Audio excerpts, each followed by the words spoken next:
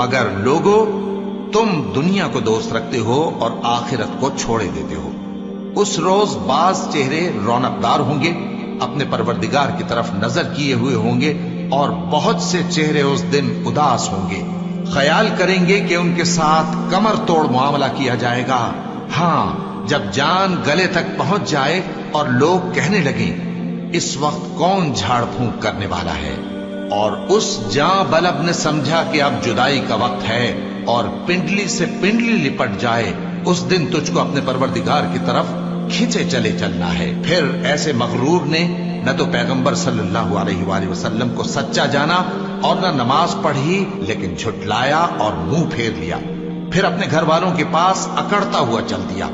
خرابی ہے تیری، خرابی پر خرابی ہے، پھر خرابی ہے تیری، خرابی پر خرابی ہے۔ کیا انسان یہ خیال کرتا ہے کہ اسے یوں ہی چھوڑ دیا؟